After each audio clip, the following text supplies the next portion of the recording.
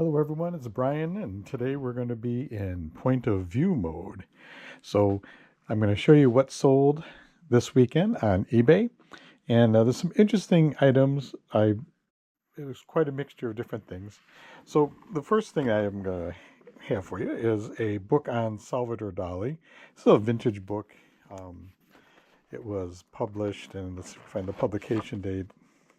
Looks like, just from the type and everything, from the 70s. Yep, 1974 publication. There's a book on Salvador Dali. Knows all the melting clocks and everything. So let's, don't judge me on this one. This is a vintage Playboy magazine. Hopefully this is legit to put on there. Let's see what's on the back. Okay, yeah, just the ad on the back. So this is from October 1974. These, while they're not worth a ton of money, they are worth selling if you can get them at the right price. This, I'm not sure if it's going to fit in POV mode or not, but I bought them at an auction, and I was thinking that there's some kind of like a hazmat suit or something, and then I looked into it a little bit further, and I said, you know what, this is an orange jumpsuit. I think this is like a Halloween costume. So I listed it as a Halloween costume. I'm pretty sure that's what it is. I looked at the tag. I'm not sure I can read what the tag says. It says Ann Arbor T-shirt company. It's all polyester. So these, I sold them as Halloween costumes. They both sold within like a day of each other, right, to different people. So they needed a Halloween costume. I guess they're going as prison inmates. Okay, so let's go on here. This one here, I'm going to try and carefully take this out. It's a little fragile because it's printed on like parchment type paper. It's not an original signed Constitution, but it is pretty cool. You could get these things, I'm not sure if you get them at like Henry Ford, Greenfield Village, that kind of thing. But anyway, it was pretty nice, but it did have some interesting fading on it because of how it was folded. There's lighter stains, not stains, but where it didn't get aged the same as the other ones, the other parts of it. So it's kind of an interesting pattern on it. This was a precision tool right here, and this is a precision depth gauge. It was made in Japan by Mitutoyo, sorry. And it's a precision gauge. You would put it on the edge of something like this, and then you could find out what is the depth from here to the bottom of it. And it comes with these different sized rods that you would attach to it so you could get the right depth. And it will tell you up here. So it's not digital, it's all analog here. And it has like a ratcheting section on the top so you don't tighten it down too far when it was sold. They have a couple other tools here for you. This is a caliper gauge for figuring out what is the thickness of, mostly I think they would use them for things like sheet metal. So you could put it like, let's say this is a piece of sheet metal. You'd open this up here, turn it down until the ratchet starts. Then you'd read the gauge over here and it'll tell you how thick this thing is. So I have this one, and I sold also another one too. It's a larger one. This is for measuring things that are between 1 and 2 inches. So the most you could close it would be a 1-inch gap from here to here. Let's see if I don't know if I get it all the way closed or not, but in a reasonable amount of time, yep, there it goes. So that should be 1 inch from there to there, and the widest you can open it up is 2 inches.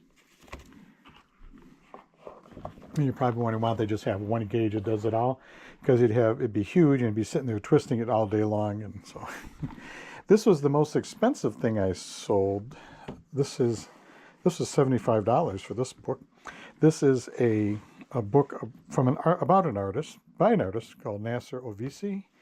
And what was interesting about this one, I'll show you inside here, is that it was signed by the artist, and even drew a picture of a bird in there, like a dove or something.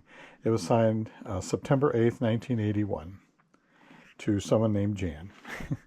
Mucho respects. And it's a book of his artwork.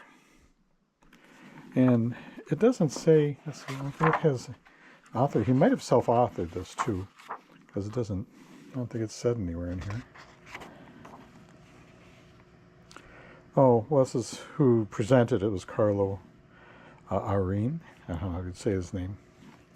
So a lot of times these kinds of books were published by staff at a museum or something, or a gallery, something like that. And then these, you'll get a kick out of these here. These are, and I really don't care to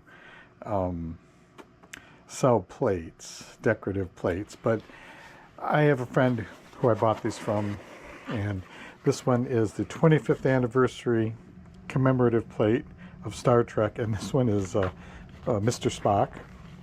I mean, the artwork on it is quite good, you know. Let's see if I can get you some more light in here.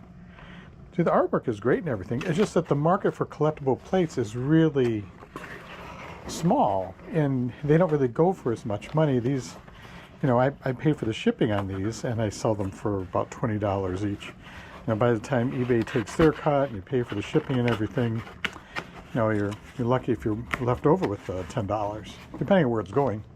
And then I have another one. This one is from an episode of the original series called A Piece of the Action, where the Enterprise went back time. They went to a planet where they had copied the styles, and they set up their whole society based on the gangster times of Chicago from the 1920s, I believe. 1920s and 30s. They weren't really clear on that. Here, I'll show you the plate. It's called Piece of the Action.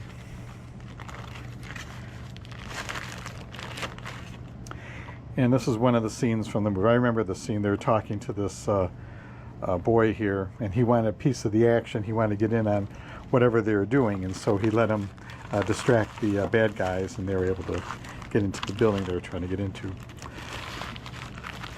Well, that is what sold, everybody, and it was a pretty good week, even though it's not a huge number of things. The total on the sales was over $300, so not too bad for a weekend. Today is only Monday, so I have a whole nother week to try and beat that particular record. So let's see what happens here. And anyway, thanks for watching. If you like this kind of content, let me know. I appreciate if you subscribe to my channel. I'm halfway to 1,000, or nearly halfway to 1,000, so I appreciate if we get up there. That would really help me out. Thanks for watching, and please leave me a comment below. I'd appreciate it.